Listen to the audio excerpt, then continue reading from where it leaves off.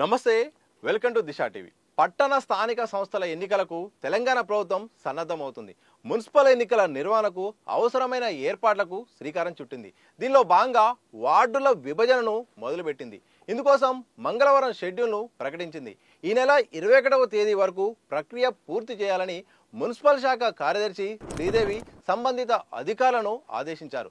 రాష్ట్రంలో మొత్తం 43 మున్సిపాలిటీలు, కార్పొరేషన్లలో వార్డుల విభజన అవసరం ఉండగా ఓఆర్ఆర్ బయట ఉన్న 30 పట్టణ స్థానిక సంస్థల్లో మాత్రమే విభజన చేయాలని నిర్ణయించారు. లోపల ఉన్న 13 పట్టణ స్థానిక సంస్థలను జిహెచ్ఎంసీలో విలీనం చేయాలని ఇప్పటికే ప్రభుత్వం ప్రాథమికంగా నిర్ణయించినందున అందులో వార్డుల విభజన చేపట్టడం లేదు. వార్డుల విభజన చేపట్టే వాటిలో 18 కొత్త మున్సిపాలిటీలు, మరో 12 కార్పొరేషన్లు, మున్సిపాలిటీలు ఉన్నాయి. వీటిలో వార్డుల విభజన పూర్తి కాగానే ఎన్నికల కమిషన్ ఓటర్ జాబితాను సవరించే పనిని చేపట్టనుంది.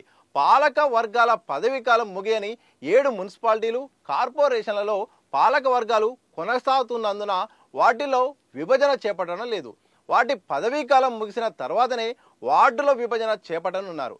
కొత్తగా ఎలాంటి గ్రామాలు కలవడం కానీ విడిపోవడం కానీ జరగని మున్సిపాలిటీలు, కార్పొరేషన్లలో వార్డుల విభజన అవసరం లేదని తేల్చారు. ప్రభుత్వం ఇప్పటికే గ్రామాల్లో, పంచాయతీల్లో వార్డుల విభజన, ఓటర్ జాబితాను తయారు చేసింది. ఎంపీటీసీల విభజన, ఓటర్ జాబితాను సిద్ధం చేసి ఎన్నికలకు సన్నద్ధమవుతుంది. త్వరలో ఎన్నికలకు అవసరమైన రిజర్వేషన్లు ఖరారు చేయనున్నట్లు సమాచారం. ఈ నేపథ్యంలో పట్టణాల్లోనూ వార్డుల విభజన చేపట్టడంతో ఆ తర్వాత ఓటర్ జాబితా తయారీ పూర్తి కానున్నది. అనంతరం ఎన్నికలు నిర్వహించే అవకాశం ఉందని అధికార వర్గాలు చెబుతున్నాయి. పంచాయతీ, ఎంపీటీసీ సభ్యులు, జెడ్పీటీసీ ఎన్నికలు పూర్తి కాగానే పట్టణ స్థానిక సంస్థల ఎన్నికలు నిర్వహించనున్నారు. ఇందుకోసం యంత్రాంగం తగిన ఏర్పాట్లు చేస్తున్నది. స్థానిక సంస్థలు ఎన్నికలు వరుసగా జరగనున్నాయి.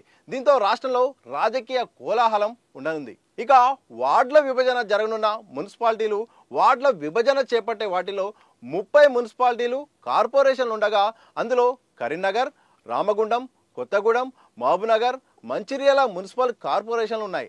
నర్సంపేట, పరిగి, కొల్లాపూర్, ఆలేరు, బాన్సువాడ, జగిత్యాల, హాలిగా.